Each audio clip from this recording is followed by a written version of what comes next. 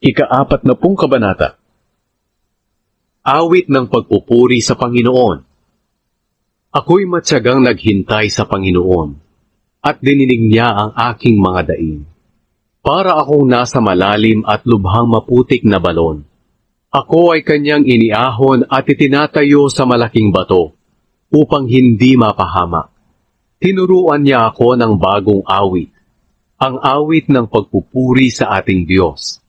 Marami ang makakasaksi at matatakot sa Diyos, at sila'y magtitiwala sa Kanya. Mapalad ang taong sa Panginoon nagtitiwala, at hindi lumalapit sa mga mapagmataas o sumasamba sa mga Diyos-Diyosan. Panginoon kong Diyos, wala kayong katulad. Napakarami ng kahanga-hangang bagay na inyong ginawa para sa amin.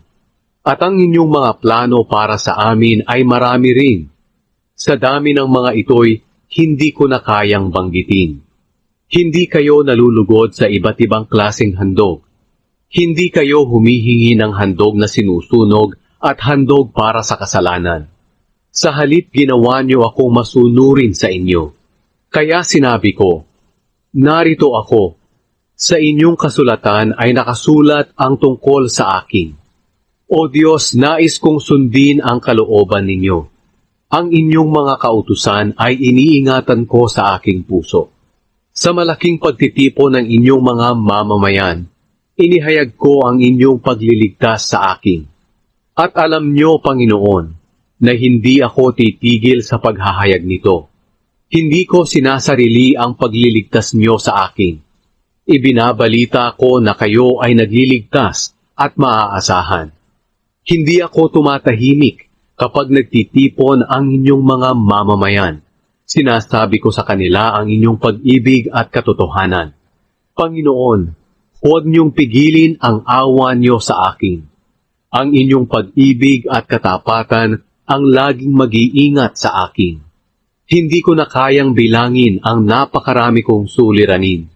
Para na akong natabunan ng marami kong kasalanan, kaya hindi na ako makakita. Ang bilang ng aking mga kasalanan ay mas marami pa kaysa sa aking buhok. Dahil dito halos mawalan na ako ng pag-asa.